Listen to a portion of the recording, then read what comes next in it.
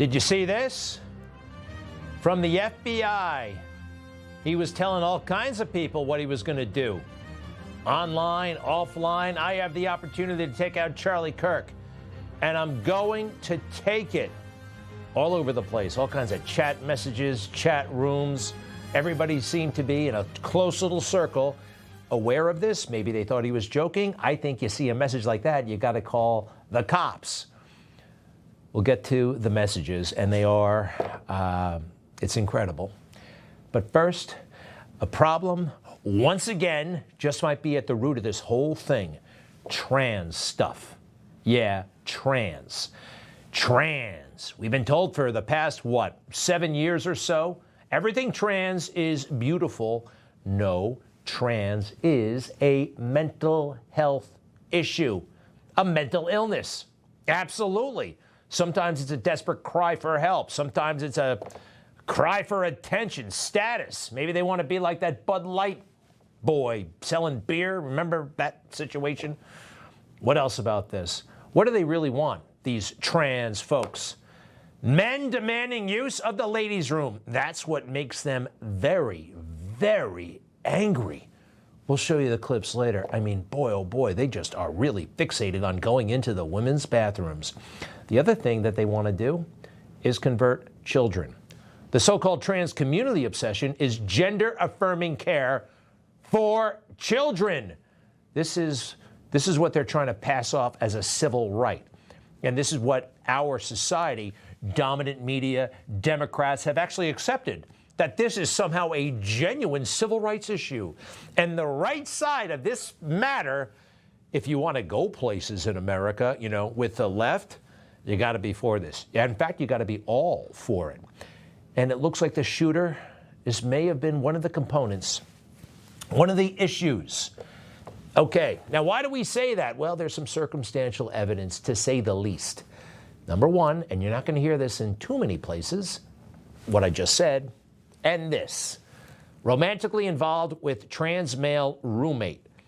And we have a picture of the purported boyfriend, okay, likes to dress up in the costumes.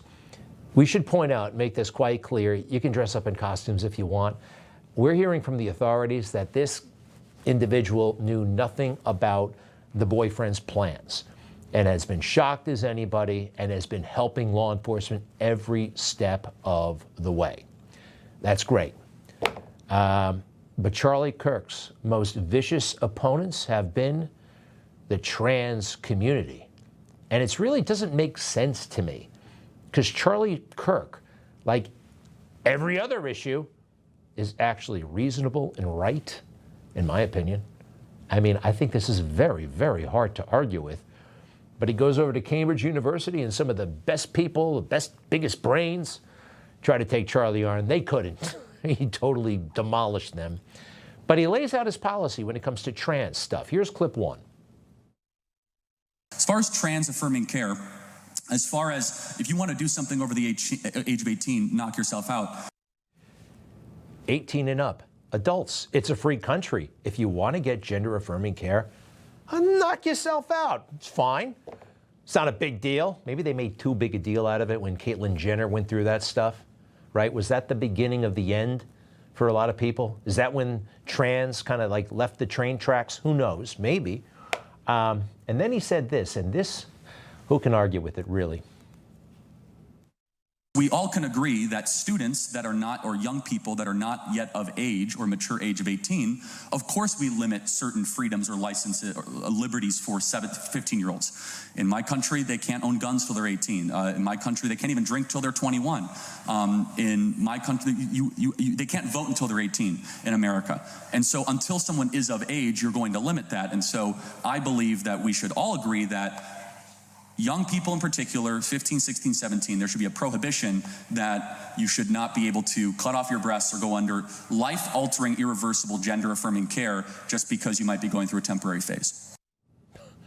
You can see why they were all angry. How could he say such a reasonable thing? A lot of folks, I think all they heard were lies about what he was actually saying.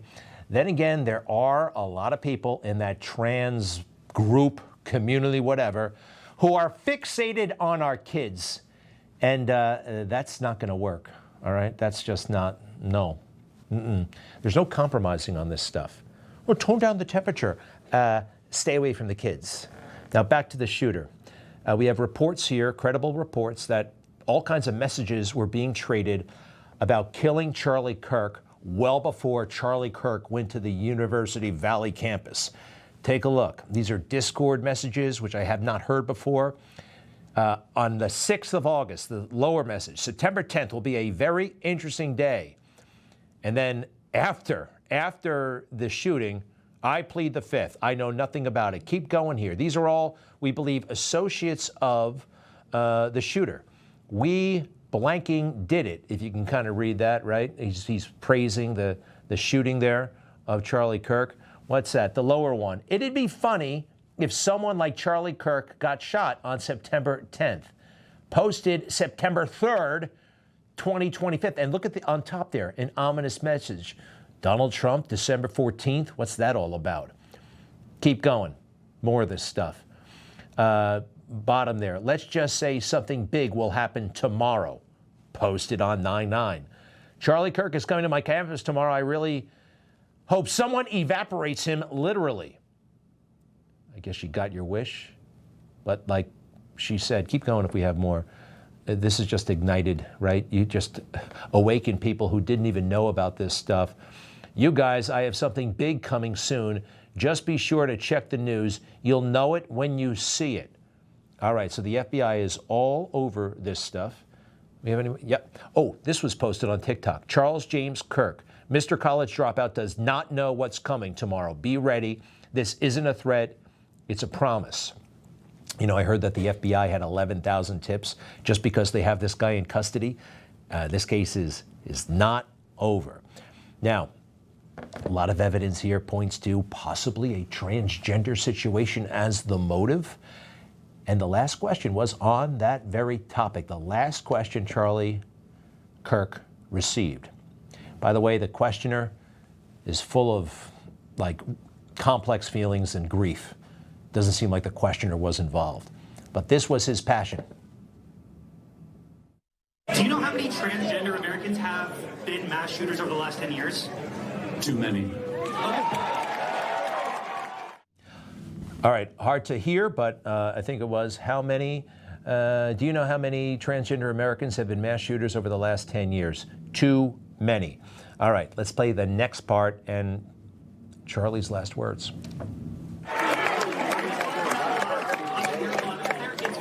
Okay, now 5 is a lot, right? I'm gonna give you some credit. Do you know how many mass shooters there have been in America over the last 10 years?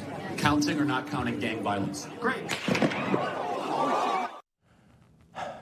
Counting or not counting gang violence. This questioner is trying to minimize the role of transgender shooters. But when you consider what was a very small percentage of the population and all of these transgenders being involved in the shooting and possibly in the shooting of Charlie Kirk, at least trans sympathizers, it was 2 weeks before Charlie was shot to death that the Annunciation Church was targeted in Minneapolis.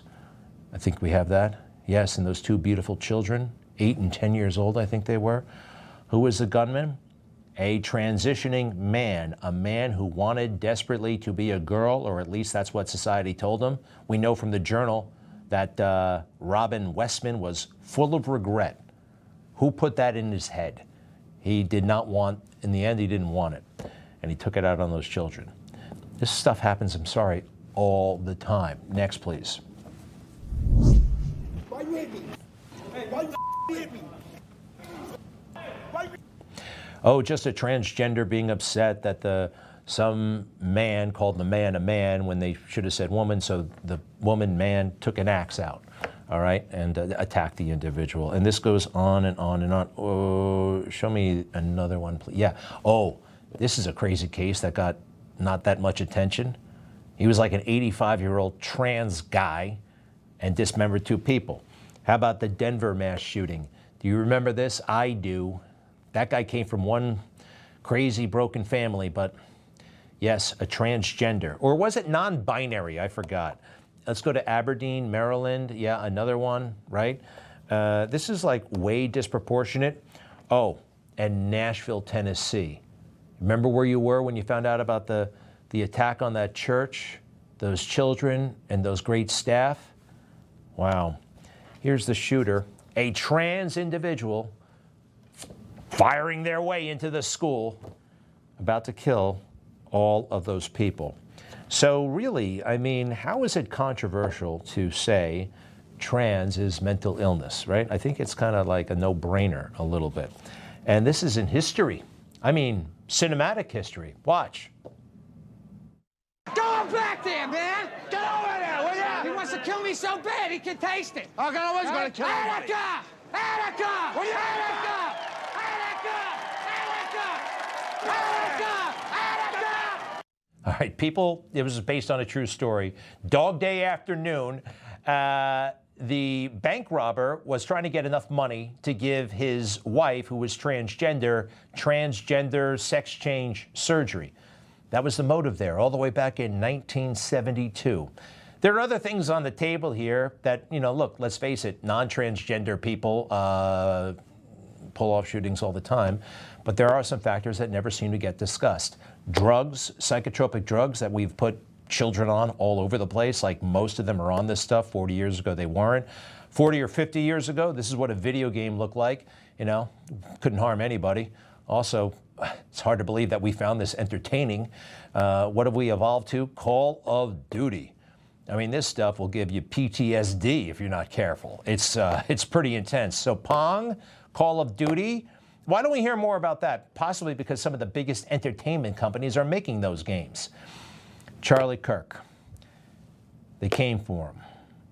And I just think it's very relevant that the shooter had a trans boyfriend, given, you know, all this pride stuff that they've been shoving down our throats for the past, 10, 15 years? It's been a while now. I think it deserves a hell of a lot of attention. Fox doesn't. The 22-year-old was living in southern Utah with his romantic partner, who FBI sources confirm is a male transitioning to a female. That's it.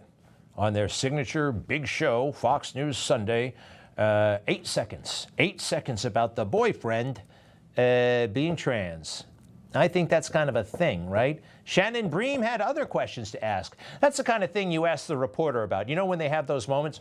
Garrett Tinney, tell me more about the boyfriend, and was there possibly... It's just interesting. It's relevant. The NBC show, Meet the Press, to Face the Nation, whatever these things are called, no mention of the transgender angle by the journalist there. Same for Martha Raddatz, the crier of Trump victories. Remember when she cried on Victory Night? Also, she would not bring it up, follow up, because...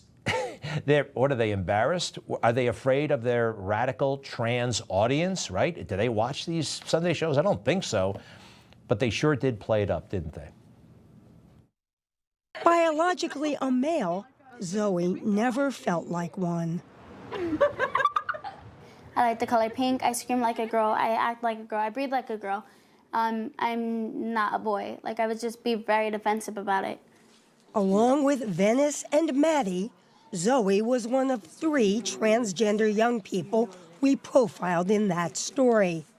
Since then, the subject of transgender kids has moved into the mainstream. It sure did, because you guys helped. You pretended it was beautiful when it's totally corrupt. It's perverse. What's the rush? Wait until you're adult. It's called puberty. You should have seen me back then. Everybody's mixed up for a couple of years.